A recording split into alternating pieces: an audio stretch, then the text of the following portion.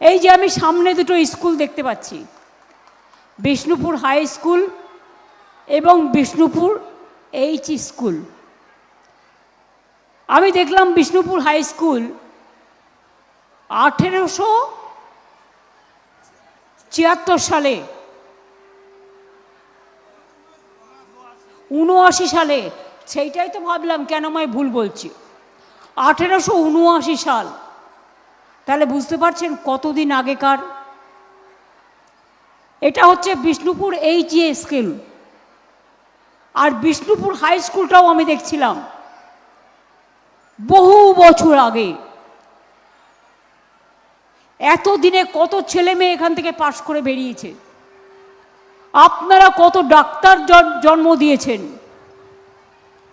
কত আপনারা টিচার জন্ম দিয়েছেন, কত ইঞ্জিনিয়ার জন্ম দিয়েছেন, কত প্রফেসর জন্ম দিয়েছেন।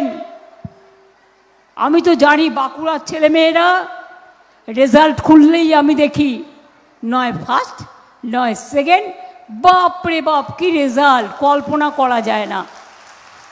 এইসব ভেবেই আমি কিন্তু বাঁকুড়া ইউনিভার্সিটি করে দিয়েছিলাম। আমি জানি সেখানকার ছেলেমেয়েরা এখানেই পড়াশোনা করবে। সব জায়গায় যেতে পারে না, আপনাদের যাবার অধিকার আছে। কিন্তু আমরা আগামী দিন সিদ্ধান্ত নিয়েছি অনেক স্কুলকে আপডেট করব, স্কুলও করে দেবো, ইংলিশ মিডিয়ামও করে দেবো। তার মধ্যে আপনাদের তো এগুলো থাকবেই। টিচারগুলো অ্যাপয়েন্টমেন্ট করতে হবে।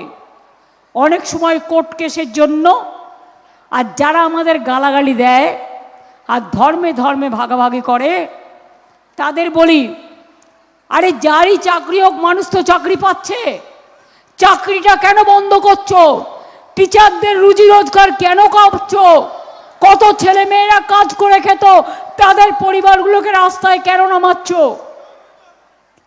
আগে তো তোমরা যারা মামলা করছো তারা চিরকুটে চাকরি দিতে, ভুলে গেছি? আর বিজেপির ভ্যাপাম কেস জিজ্ঞেস করুন, কত লোক মারা গেছে, যারাই তদন্ত করতে গেছে সেই খুন হয়ে গেছে। আজ পর্যন্ত কোনো বিচার মানুষ পায়নি। ইউপিতে টিচাররা বিক্ষোভ দেখাতে গিয়েছিল, যাদের চাকরি চলে গেছে, পুলিশ দিয়ে ধোলাই পেটাই হয়েছে। আর বেশি কিছু করলেই তোরা বিজেপি রাজ্যে এনকাউন্টার করে দেয়।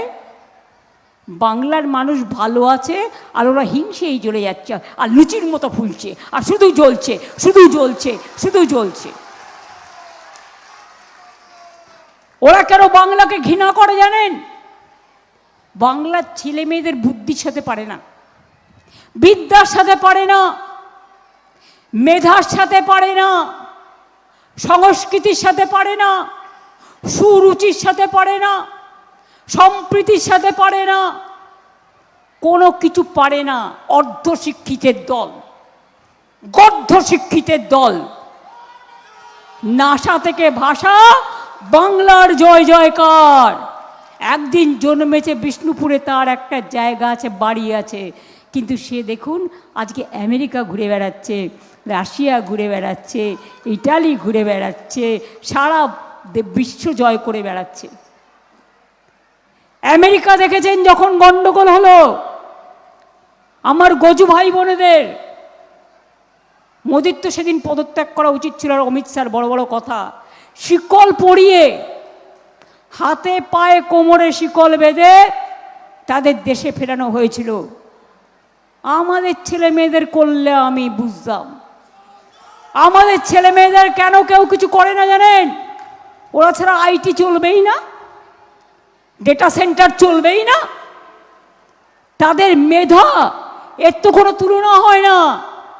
দয়া করে নয়, যত কাজ সবটাই বাংলার ছেলে মেয়েরা সারা বিশ্ব জুড়ে করে, এটা মাথায় রাখবেন।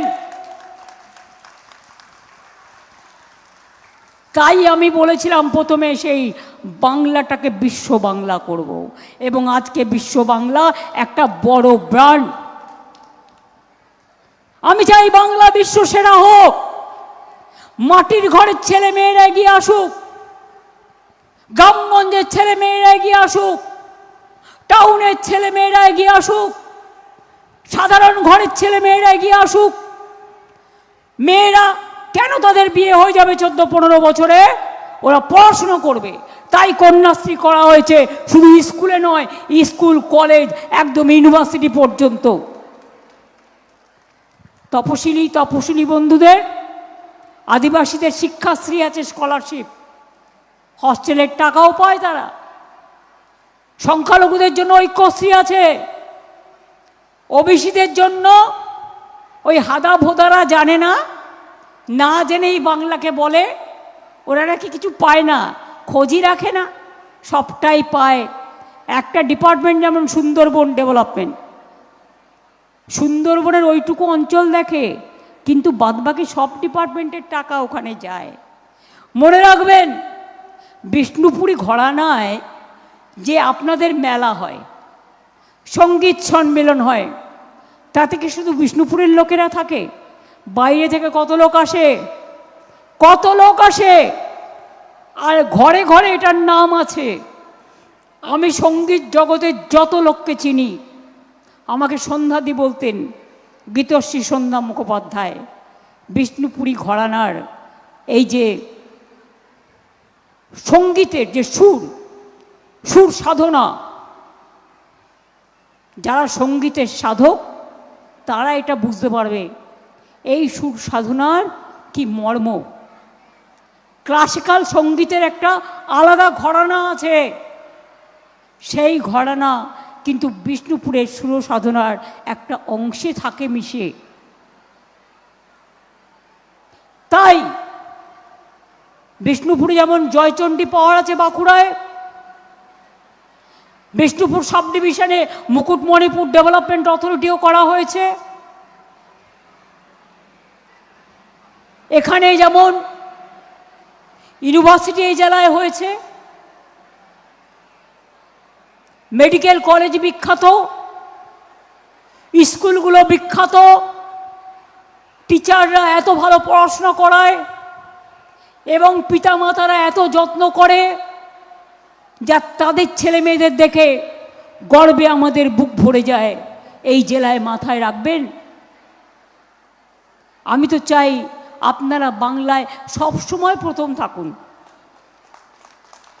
আপনারা সবসময় মানসিকতায় প্রথম থাকুন, সংস্কৃতিতে থাকুন, সুর সাধনায় থাকুন, কাজের মাধ্যমে থাকুন। শ্রীকৃষ্ণ বলেছিলেন, কর্মই আমাদের ধর্ম, ভাগাভাগি করা আমাদের ধর্ম নয়। আপনাদের পাশেই জয়রামবাটি কামারপুকুর, ওখানেও আমি ডেভেলপমেন্ট বোর্ড করে দিয়েছি এবং 10 কোটি টাকা দিয়েছি।